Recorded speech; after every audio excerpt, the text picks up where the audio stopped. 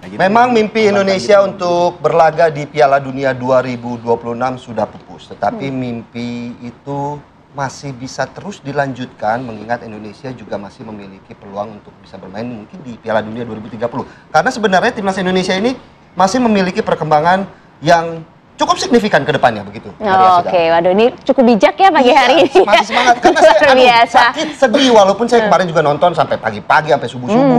Sedih melihat bagaimana memang Ya kekecewaan ada lah ya, begitu sekali, ya. Tetapi kemudian bagaimana evaluasi terkait dari timnas sendiri, bagaimana evaluasi dari federasi yang kemudian hingga saat ini para netizen Indonesia juga ramai. Rame banget Ya kan? komentarnya, ada yang mengarahnya ke pelatihnya, Ya. ada yang ke pemain-pemainnya tuh ya kan, dan juga federasi. Yang saat disayangkan memang mengarah kepada pemain-pemain. Janganlah kemudian menghujat, tapi kita juga harus memberikan sesuatu yang membangun timnas Indonesia ke depan. Oke, karena kan sepak bola adalah pemersatu bangsa katanya. Coba kita, ini makanya kita sudah hadirkan pakar-pakar nih. Kita perkenalkan dulu satu-satu deh. Ada Bung Rohim Sokasa nih, manajer timnas U23 periode 2006. Selamat pagi. Pagi, Bung. Pak Rohim. Selamat pagi. Nah nih, kita mohon arahan-arahan pasti ya. Biar nggak omon-omon aja bagi hari diskusinya nih. Ya, betul. Dan juga sudah ada Mas Buset Budi Setiawan, founder Football Institute. Halo, selamat pagi. Pagi, Mas Maria. Terima kasih. Nah, ini dia nih. Kita ingin lihat nih, sebenarnya arah komentar netizen di media sosial seperti apa sih? Kita hadirkan ada influencer sepak bola, ada Mas Andika Honda. Halo, selamat pagi. Mas Andika. Terima kasih sudah hadir. Baik, saya mau ke Bang Rahim dulu terlebih dahulu. Bang Rahim, bagaimana kemudian memang Indonesia sudah dipastikan tidak lolos ke Piala Dunia 2026, tetapi kemudian yang masih terus berjalan hingga saat ini adalah evaluasi. Kalau Bang Rahim sendiri melihatnya seperti apa evaluasi? Nggak usah dievaluasi lagi. Kenapa? Kenapa tuh? Yang mau dievaluasi siapa? Nah, ini kita mau tanya, makanya kita harus kemudian melakukan evaluasi terhadap federasi, pelatih, atau pemain nih. Semuanya dievaluasi kok. Oke. Yang ngangkat pelatih siapa? Yang milih pelatih siapa? bukan kan federasi. Ya. Dari pertama saya bulan Januari dipanggil di sini, saya udah bilang, Pete Kluivert itu tidak ada track recordnya sebagai pelatih yang bagus. Nggak ada track record, walaupun boleh periksa. Tapi federasi bisa milih dia. Oke. Itu yang saya heran. Kenapa Sintayong diganti, itu question mark juga. Dia bukan lagi jelek, lagi lumayan bagus. Kenapa dia diganti? Kan pasti ada alasannya. Kenapa PSSI nggak mau terus terang? Kenapa dia diganti? Alasannya language, bahasa. Bahasa, Ya, betul sekali. komunikasi ya. Udah 5 tahun di sini, kenapa baru ngomong soal bahasa? Musuh aku 1 tahun aja dia ngomong soal bahasa, dia nggak bisa bahasa Indonesia. Dan di luar negeri tuh biasa orang nggak bisa bahasa Inggris, orang Prancis nggak bisa bahasa Inggris, tapi dia ngelatih di Inggris. Translator kan. Oke. Dan bahasa sepak bola tuh udah udah internasional lah. Ya. Semua orang juga ngerti lah. Kalau kita bilang offset, ngerti, bilang striker, ngerti, ngerti. Kalau mau bikin briefing, Ya. kan pelatih biasanya pakai papan tulis, pakai peta, dia gini, kan orang bodoh kan nggak ada. Oke. Yang ada orang males. Ini artinya Patrick harus dievaluasi total. Suruh federasi yang evaluasi, jangan kita suruh evaluasi. Kalau kita yang suruh evaluasi, bubar aja tuh PSSI semuanya. Tapi kan juga berkat kepemimpinan dari Patrick juga kan, kemudian kita bisa lolos ke babak keempat begitu, Bu. Bukan Patrick yang bikin. Bagaimana kita bisa lolos babak keempat kalau nggak lolos babak ketiga? Oke. Tapi kan di penghujung babak ketiga kualifikasi kemarin kan memang sudah ditangani oleh Patrick Kluivert. Mungkin tidak besar tapi ada andil juga dari Patrick Kluivert. Kalau dipegang oleh Rahim Sukasa juga mau. Wis. Orang lawannya cuma Cina lawan Bahrain. National pride berarti jadi jatuhnya kan gitu. Iya. Enggak. Jangan yang gampang terus diumbar-umbar hebat. Oke. Lu lawan Cina, kita kalah lawan Cina kan Ya. di Cina. Tapi kalau kita lihat permainannya kita jauh lebih bagus. Ya. Jadi kita udah tahu main Indonesia pasti Cina kalah. Artinya stagnan. Ketika dipegang oleh Patrick Kluivert, timnas Indonesia ini tidak memberikan perubahan yang signifikan begitu? Gini, orang tuh mesti tahu kekuatan kita Ya. dan kekuatan lawan. Oke. Ingat nggak? Dia mau ngomong, federasi mau ngomong nanti mau merubah cara mainnya Sintayong. Ya. 2 bulan lagi mau lawan Australia nih. Ya. Datanglah seperti Kluivert kan, Ya. mau merubah cara permainan. Klub sama tim nasional tuh udah jauh berbeda. Kalau di klub setiap hari bisa berdiskusi, bisa berlatih, bisa briefing dan lain-lain. Ya. Kalau di tim nasional kan nggak bisa. Pemainnya kan main di klubnya masing-masing. Iya. Ya, waktu lawan Australia ketemunya seminggu terakhir. Terus mau main total football. Yang bisa main total football tuh Belanda, Jamartinus Michel. tahun 74. Cuman itu aja yang dia bisa. Oke. Yang lain tuh nggak ada. Ngomong bisa. Tiki taka, total football, akhirnya 5. Oke. Berarti dia nggak tahu kekuatan tim Indonesia, Ya. nggak tahu kekuatan tim Australia. Ya. Tadi saya udah bilang sama beliau, saya kan di Australia lama, saya pegang Brisbane Roar. Ya. Australia itu nggak ada pemain istimewa, tapi organisasinya kuat. Bagus. Jadi kalau kita nggak punya kayak Messi, susah lawan Australia. Kalau main total football, di counter sama Australia 5. Oke. Waktu main di Jakarta, Sintayong udah bener. Dia defense for offensive, Yes. for attack. Bukan defense for defense, defense for attack. Ya. Kan 0-0 di sini. Kalau dia attack juga, biar pemain home, Ya. kita kegolan pasti. Tapi Bang, yang sedikit saya mau menanyakan juga bagaimana kemudian federasi waktu itu sempat mengklaim bahwa ini loh jajaran kepelatihan terbaik yang pernah Ada tim dimiliki analisanya, oleh ya kan? Indonesia. Ini Patrick Mas. Kluivert, Coach Pastur, Dani Lanza. Saya mau tanya dulu, Oke. Patrick Kluivert kan di Belanda kan? Ya. Tanya orang Belanda dong. Kapan dia ngelatih tim utama di Belanda? Ngelatih PSV enggak, ngelatih Feyenoord enggak, ngelatih Alkmaar enggak, ngelatih Ajax enggak, ngelatih nggak tahu ngelatih apa. Oke. Curaçao udah latih setahun aja. Ya. Latih Turki diberhentiin. Ya, betul.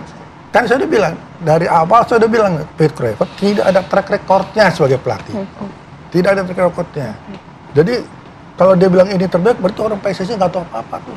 Artinya Bung Rahim juga sudah kan dari awal sudah menyampaikan bahwa ya, seperti Anda sampaikan tadi, ini nampaknya mengapa alasan dibalik kepemilihan dari Patrick Kluivert ini, dan sudah menduga dong akan terjadi seperti ini. Kalau saya udah menduga dari Januari saya udah menduga. Saya ini pelaku bukan pengamat. Ya. Kalau pengamat tuh Arab lawan Indonesia mana-mana, oh menang Indonesia 2-0. Yang udah ada kita kalah 3-2 ya. Bagaimana kita memprediksi itu kalau kita nggak tahu kedua belah pihak bagaimana gitu. Jadi kita nggak bisa asal ngomong itu nggak bisa. Baik. Kalau saya sebagai pelaku saya nggak bisa ngarang-ngarang tuh nggak bisa. Saya ditanya, menang mana? Saya hanya bilang ya moga-moga kita do our best aja. Itu paling Oke. netral kan. Baik. Kita nggak bisa menang Indonesia karena kita orang Indonesia, nggak bisa.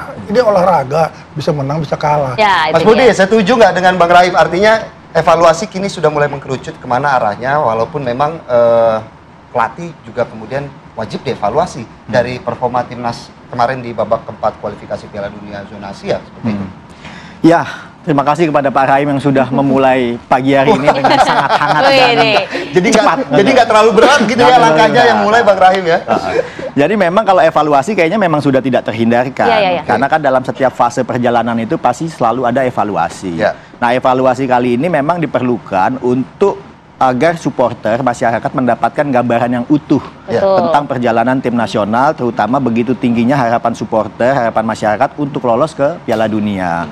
Ada hal-hal yang harus segera dievaluasi dan dipublikasikan menurut saya secara utuh dan transparan. Termasuk tentang target apa sih sebetulnya yang diberikan kepada Patrick Kluivert. Apakah memang tidak ada target lolos Piala Dunia Ya. di 2026 atau memang target lolosnya itu di 2030. Lalu yang kedua, ini kan kemarin kan rame tentang banyak pemain yang dihujat, lalu dengan menurut saya perlu ada evaluasi bukan hanya di level pelatih, pemain juga perlu evaluasi Ya. dan introspeksi secara penampilan mereka. Yang ketiga tentunya evaluasi terhadap manajer timnas kalau menurut saya. Karena dalam situasi kemarin pasca kita kalah melawan Arab, ada dua fenomena yang menurut saya itu perlu dicermati. Apa tuh? Satu, pernyataannya Pak Sumarji sebagai manajer timnas yang memberitahukan bahwa ini ada friksi di internal atau perdebatan. Oke lah tidak friksi, ada perdebatan tentang masalah formasi segala macam. Walaupun ujungnya dia bilang ini keputusan Pelatih. akhir di pelatih. Menurut saya ini adalah backfire. Ini nggak penting untuk dipublikasikan dalam sebuah situasi di mana kita akan menghadapi pertandingan yang maha penting kemarin melawan Irak. Pak Rahim pernah ada di tim, baik itu tim nasional maupun tim sepak bola. Wise nggak kalau seorang manajer dalam sebuah menatap peperangan kita habis kalah, menyampaikan informasi yang sekrusial seperti itu. Jadi menunjukkan ya bagaimana kondisi internal mereka Ya, begitu. dan itu kan akhirnya kan digoreng itu di sosmed, Yes. di media, sehingga seolah-olah ada kisru internal, seolah-olah tidak harmonis segala macam. Akhirnya sebelum bertanding kita kehilangan 4 pemain yang akhirnya tidak masuk dalam line up. Line up aja nggak masuk, di DSP juga nggak masuk. Yang kedua, perlu ada klarifikasi tentang izin, siapa yang memberikan izin kepada Martin Pais dan Jay Izzes untuk melakukan podcast pada saat pasca kalah lawan Irak. Urgent nggak sih itu dilakukan? Sepenting apa aktivitas itu dilakukan? Emang dampaknya apa kalau Anda lihat? Ya itu kan sebuah apa ya? Nggak penting menurut saya. Karena jawabannya itu bukan pada saat klarifikasi di podcast, di media, tapi kan yang dilihat oleh supporter, oleh masyarakat, hasil akhir dari nanti pertandingan melawan Irak. Dalam pertandingan melawan Arab, melawan Irak, itu memang secara skor kita kalah. Ya. Tapi kalau secara penampilan dengan skor tipis 3-2, itu kan menunjukkan ada sebuah perlawanan. Dan itu menunjukkan bahwa kualitas Indonesia sebetulnya ya boleh dibilang sudah mulai mendekati levelnya Arab. Begitupun dengan Irak. Memang banyak yang berasumsi kita mungkin akan kalah. Tapi namanya pertandingan sepak bola, apalagi olahraga, ini dalam pertandingan itu kita nggak bisa menentukan siapa menang, siapa kalah sebelum pertandingan itu terjadi. Bahwa ada perbedaan kualitas antara Indonesia dengan Arab, dengan Irak, itu memang sudah kelihatan. Tapi ketika masuk ke dalam sebuah pertandingan, itu semuanya ditentukan 90 menit di lapangan. Dari awal kita sudah tahu ketika di round 5 ini, situasinya ini tidak bagus untuk Indonesia. Satu, kita main di Arab, negara kontestan yang juga menjadi tuan rumah. Kedua, masalah perubahan jadwal, terjadi perubahan 2-3 kali. Ketiga, wasit. Kecenderungan wasit yang tadinya kita pikir kita akan dikerjain di pertandingan lawan Arab, ternyata tidak terjadi. Nggak taunya kita dikerjain di pertandingan lawan Irak. Baru dalam pertandingan penting seperti ini sama sekali nggak ada VAR 90 menit. Tapi kalau Mas Budi sendiri melihat bagaimana kemudian lebih krusial mana ketika menghadapi Arab Saudi atau menghadapi Irak, karena ini ada dua pertandingan yang cukup berdekatan dan ada satu pertandingan yang juga menurut saya cukup berimbas ketika kita gagal, artinya kalah melawan Arab Saudi yang notabene seharusnya dengan susunan pemain yang juga sempat ramai diperbincangkan bahwa kok ini tidak pemain terbaik yang diturunkan oleh timnas Indonesia saat ini. Gitu. Dengan adanya 3 kontestan di grup di round 5 ini, artinya setiap tim hanya memperoleh 2 kali kesempatan. Pertandingan pertandingan pertama sangat penting untuk kita bisa memasuki pertandingan round 4 ini dengan baik. Artinya hasil pertandingan itu pasti akan memberikan moral. Kalau hasilnya positif, moralnya pasti akan naik. Nah, kita kemarin kalah, moralnya sedikit berantakan. Untuk memperbaikinya kan itu harus ada mitigasi. Tapi dalam proses mitigasi itu tiba-tiba ada fenomena yang tadi saya bilang, manajer tiba-tiba memberikan statement yang tidak berdampak positif terhadap tim, digoreng-goreng oleh supporter, oleh masyarakat, oleh sosmed. Lalu yang kedua, pertandingan melawan Irak juga lebih penting lagi karena untuk memastikan apakah kita masih punya nafas tambahan untuk lolos ke round 5. Dan harusnya idealnya kemarin itu kita mungkin kita ingin menang lawan Irak, ya minimal imbang lah. Biar kalaupun kita bisa lolos ditentukan oleh orang lain, nggak apa-apa. Yang penting kita napas dulu nih. Tapi nggak taunya kita selesai itu. Di game kedua aja kita udah selesai tanpa perlu menunggu pertandingan Arab lawan Irak. Kita udah dipastikan nggak akan lolos ke round 5. Ini menurut saya yang memberikan sebuah pukulan kepada kita semua, terutama supporter. Harapannya tuh ya jangan berhenti cepet-cepet dong. Kan begitu. Nah, kecewaan-kecewaan seperti ini yang juga nampaknya kita juga bisa tangkap tuh kalau kita lihat dari media sosial ya, Philip. Salah satunya juga kita lihat wajah dari Mas Andika, salah satu fans Indonesia yang juga pastinya sedih, pastinya kecewa bagaimana kemudian langkah Indonesia di Piala Dunia ataupun kualifikasi Piala Dunia 2026 harus berhenti di babak keempat. Tapi kemudian bagaimana sih sebenarnya suara dari para fans yang mungkin Mas Andika juga bisa sampaikan seperti apa. Tapi sesaat lagi di Apa Kabar Indonesia Pagi di segmen selanjutnya kami masih akan hadir untuk Anda pemirsa. Ya itu dia ya, kalau memang melihat pertandingan pada saat lawan Arabnya gemesnya udah dapat banget gitu. Greget gitu ya. Dikit lagi nih gitu kan, karena memang kepercayaan diri timnas kita kan cukup besar ya, melihat pada saat pertandingan kan memang pertandingan permainan dari Arab Saudi kan juga belum berada pada pada titik maksimal gitu kan, apalagi ditambah dengan kejadian laga pada saat melawan Irak gitu. Netizen tuh geramnya berasa banget, seperti diwakili oleh Mas Andika pada saat di media sosial ya. Emang sekecewa itu pada saat melihat ya? Ya, kalau saya pribadi ya, saya tuh udah dukung timnas udah dari lama lah. Saya juga pertama kali nonton timnas tuh AFF 2010 karena saya di situ SD. Dan sekarang saya nonton di kualifikasi Piala Dunia ini. Itu udah mulai dari ronde 1 dan bahkan saya nonton di GBK langsung. Itu kan gimana ya, dukungannya kan udah full banget. Totalitas, Dan kalau bisa dibilang pertandingan home di pertandingan timnas di kualifikasi Piala Dunia dan di home itu saya datang semua, nonton semua. Oke. Itu kan gimana ya? Kalau kecewa banget. Dan yang tadi udah dibilang sama Pak Rahim sama Pak Budi itu udah benar-benar mewakili juga tuh. Yang tadi dibilang pemecatan pelatih nggak tepat, terus juga yang yang masalah internal itu keluar itu kayaknya udah itu semuanya berkumpul, udah kecewanya langsung keluar semua pada saat peluit panjang itu. Tapi kalau kemudian Mas Andika sendiri melihat bagaimana perkembangan dari timnas sendiri, apakah memang di saat ini merupakan salah satu momentum terbaik kita sebenarnya untuk lolos ke Piala Dunia? Oke, kalau momen terbaik udah pasti kayaknya yang ini ya. Karena ya udah bisa dibilang kita punya kesempatan di ronde 3 kemarin untuk lolos. Terus ronde 4 nih yang sekarang kesempatannya menurut saya juga lebih mudah lah daripada ronde 3 karena kan match-nya cuma 2 langsung babat habis aja kan. Tapi kan nggak semudah itu kan bola kan. Dan kalau saya bilang timnas ini yang terbaik, tapi kan kalau kita bisa bilang kan karena nggak lolos kan jadinya gimana ya? Jadi kalau memang timnasnya terbaik, yang nggak baik siapa no? Kacamata Mas Andika. Kalau menurut saya, ini saya sebagai kacamata fans saja ya. Menurut saya lebih ke pelatihnya sih.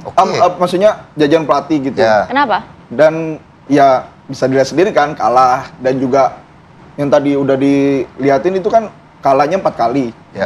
Lawan Jepang, lawan Australia, lawan ini 2 di ronde 4. Menangnya juga lawannya kan China sama Bahrain.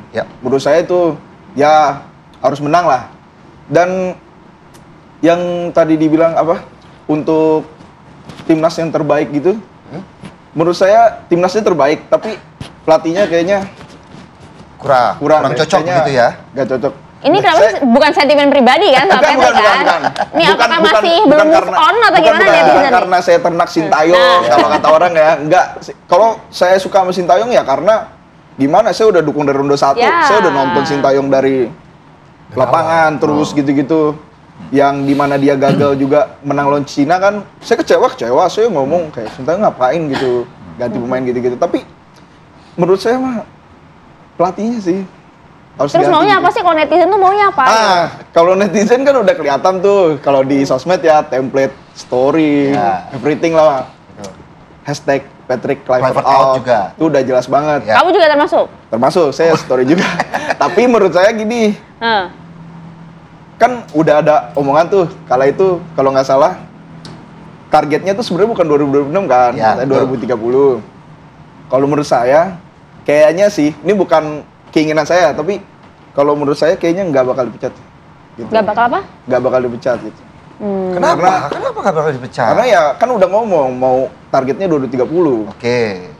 Ya jadi kalau sebagai fans ya, kalau misalnya jadinya nggak dipecat, ya gimana ya fans? Kecewa mungkin atau enggak ya udah dukung aja gitu atau gimana, tapi kalau saya pribadi sih maunya diganti dengan yang lebih baik daripada Sintayong bahkan. Ganti gak diganti tapi bakal tetap dukung timnas dong? Kalau dukung timnas tetap. Bahkan saya terima kasih banget buat para pemain kemarin yang perjuangan yang luar biasa ya, bagaimana Calvin Verdong udah keram banget. Bagaimana tangisan juga Tom Haye salah satunya juga sedih kita semua. Saya ngikut nangis juga sih ngeliatnya sih. Nangis berarti ya? Ikut nangis. Iya gimana? Pasti, itu pasti. Gitu. Nah itu dia kan dukungan luar biasa. Jadi artinya memang bukan karena masalah personal gitu dengan pelatih ya, tapi memang kekecewaan. Kecintaan kita terhadap ini kan dari Mas Andika nih ya, baru satu nih netizen kita tanya nih ya. Gak afdol kalau cuma satu kayaknya ya. Itu dia, kita coba nih ya, sudah rekan kami ada Herinda Febiola yang mau tanya kepada sejumlah fans timnas kita bagaimana sih responnya atas laga beberapa laga kemarin ya. Herinda, halo. Ya selamat pagi Maria dan juga pemirsa, ini hari Senin ini agak sendu-sendu ya untuk para pecinta sepak bola Indonesia karena Indonesia diketahui gagal melangkah ke Piala Dunia 2026. Kalau gitu kita langsung aja kasih waktu dan kesempatan ya untuk salah satu pendukung timnas Garuda untuk mengungkapkan apa pendapatnya Mas dengan Mas Abu Hasan pemirsa. Pendapat saya sebagai warga masyarakat Indonesia tentunya sangat kecewa Mbak. Yang pertama kita sudah menunggu ini lama sekali, bahkan kita optimis di round 4 ini kita berhasil. Cuman mungkin karena pilihan pemain dari pelatih yang menjadi pertanyaan juga, serta mungkin menjadi faktor kelelahan juga dari pemain abroad yang baru bergabung dengan timnas. Salah satunya mungkin yang biasanya diduetkan di lini belakang, seperti Justin Hubner, Rizky Ridho, dan Jay Ijes itu berubah. Maka mungkin itu yang menjadi faktor kekalahan dan tumpulnya lini depan. Ini murni mungkin pilihan dari pelatih, mungkin bisa menjadi kritik juga buat kita. Tapi ini sudah lewat masanya, kita warga timnas harus ikhlas dan bisa move on. Setelah ini semoga ada perubahan yang lebih baik untuk kedepannya dan untuk warga masyarakat tetap dukung Indonesia dan tidak menghujat satu personal pemainnya. Itu saja mungkin, Mbak. Selain dari Mas Abu Hasan, saya punya satu narasumber lagi nih. Ada Mas Chandra. Mas Chandra, silakan waktu dan tempatnya, Mas. Untuk pendapat saya ya sebagai orang awam gitu di masyarakat. Ya mungkin karena pelatihnya ya mungkin ya. Party Clever itu kayak pemain yang jarang dimainkan gitu. Kayak seperti Mark Locke gitu kan. Terus juga menurut saya dari segi permainan memang di Arab itu kemarin permainannya bagus banget tuh. Permainan cepat sekali dia.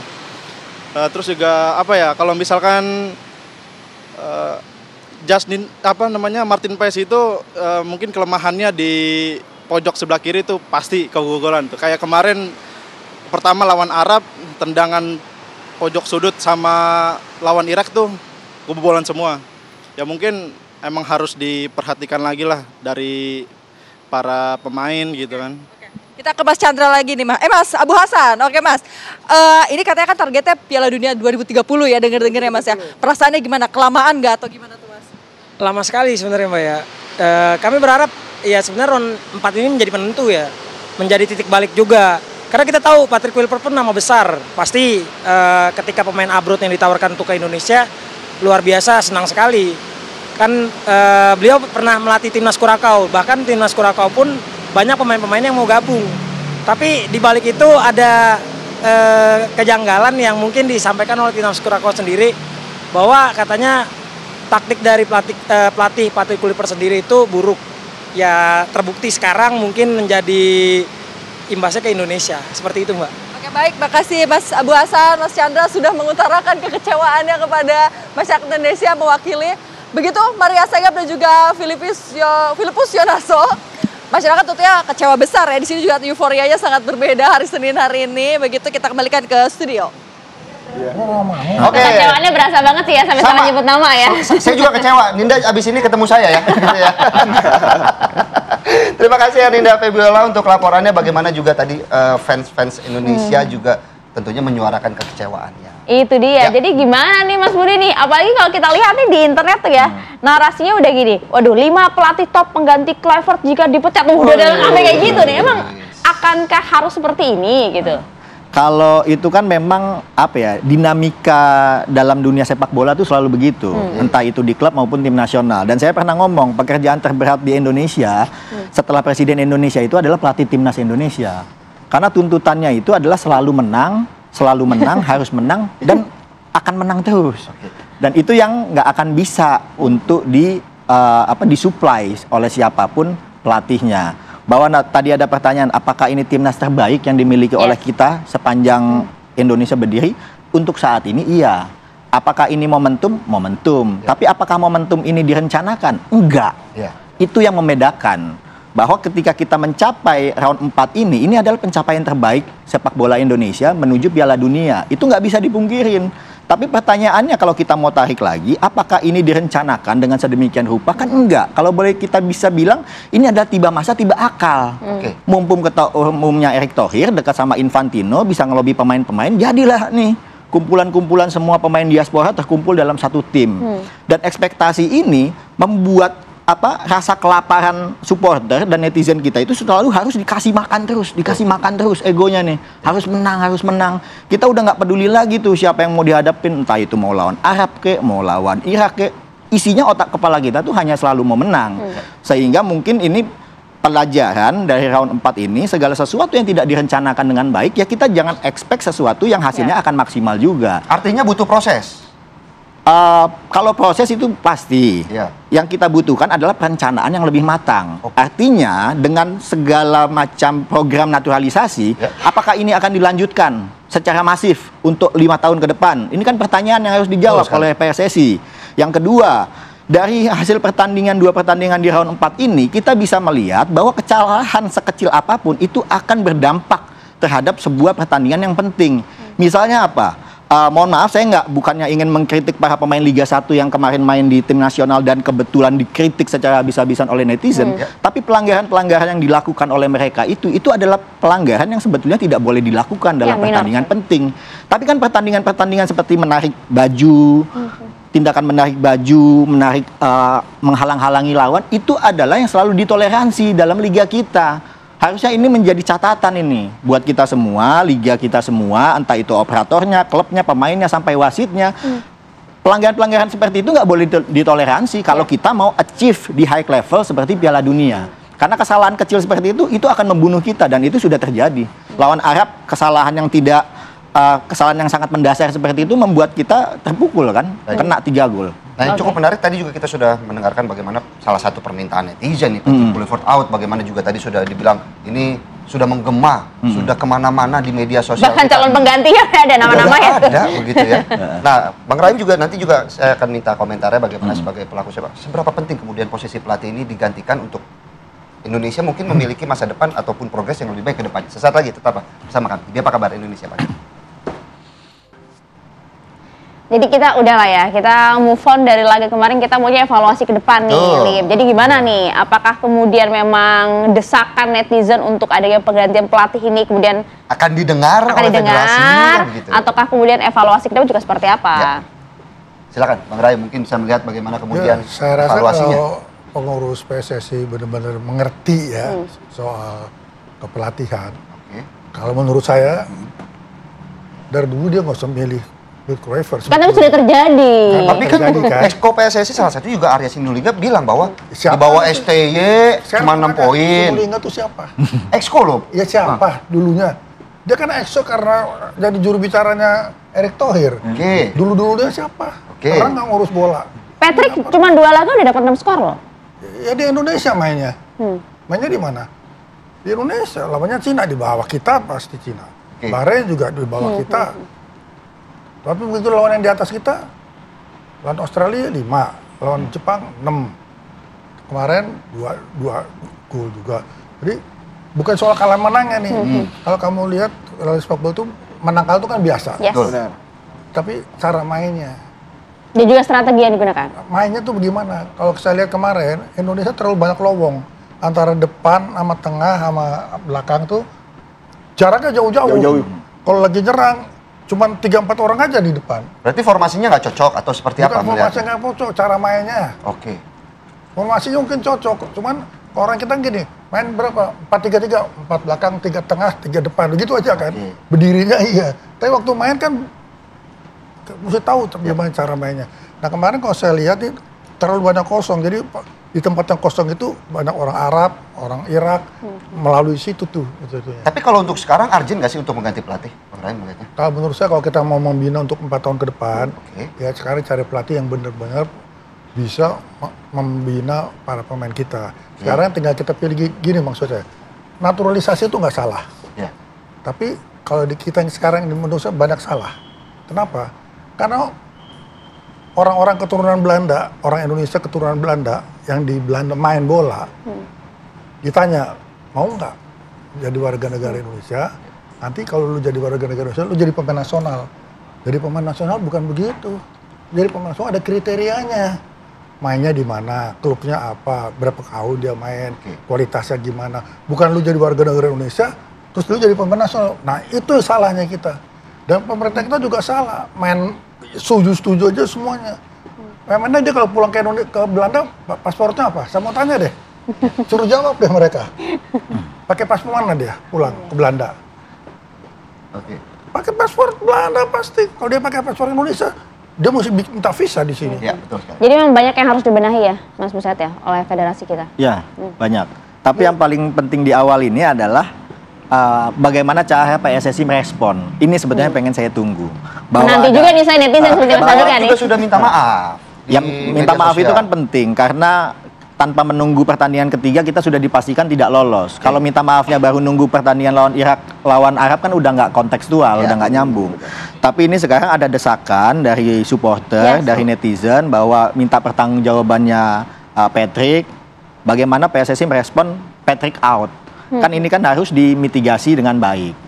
Bahwa memang sudah ada kontrak antara PSSI dengan Patrick Kluivert, ya menurut saya ini semua masih terbuka. Karena dulu ketika Sintayong diperpanjang nafasnya oleh PSSI, akhirnya juga di cut off juga. Tapi apapun bisa terjadi apapun gitu ya? bisa terjadi di dunia sepak bola itu. Apalagi itu dinamika dalam tim bicara tentang official. Bicara tentang tim aja, ini kan semua olahraga sepak bola ini, semuanya itu sifatnya kompetisi. Lawan yang kita hadapi di 4 bulan yang lalu belum tentu sama. Jadi semua lawan itu pasti akan mencari antitesa bagi lawannya sendiri. Dan situasi-situasi seperti ini yang kompleks ini dalam satu waktu bersamaan ini harus bisa dimitigasi oleh PSSI untuk menjawab ekspektasinya supporter tentang bagaimana cara mempertanggungjawabkan situasi ini dan apa yang menjadi harapan ke depan. Sikat, Mas. Kayaknya udah setuju banget saya sama pernyataannya. Ini benar-benar mewakilin banget kan. Tapi kalau menurut saya sih yang untuk pemecatan Kluivert benar itu yang nunggu kepastiannya, kayaknya saya juga nggak tahu ya kontraknya sampai kapan. Tapi kalau dilihat dari omongan kan kayaknya kan ada ngomong untuk 2030 gitu, kayaknya udah ngelihat ke depan banget. Dan untuk yang tadi dibilang sama Pak Rohim kan pembinaan gitu kan pemainnya, itu saya setuju banget karena kan pemain timnas U17 kan menurut saya sih bagus. Kayaknya itu salah satu harapan juga tuh untuk dibina ke depannya. Dia kan 17. Kalau Piala Dunia 2030 5 tahun lagi kan mungkin dia udah 22 tahun kan, 22. Itu pasti udah mateng mungkin ya untuk untuk nanti ke depannya gitu. Jadi sekali lagi pelajaran adalah perencanaan untuk target ke depan itu yang kemudian harus betul-betul matang dilakukan ya. Terima kasih banyak. Blueprint. Blueprint. Yang kita bagaimana evaluasi Jepang tahun 2005. Dia bikin blueprint. Tahun 2050, jadi 45 tahun kemudian, waktu yang sangat panjang mau World Cup juara. Yang bikinnya udah mati kan, tapi blueprintnya tetap. Tapi mimpinya yang berjalan kemudian bisa menunjukkan. Paling itu yang mungkin bisa dicontoh lah ya oleh tanah air. Terima kasih banyak, Bu Rohim. Mas Dika, terima kasih. Mas Andika, terima kasih. Mas Andika.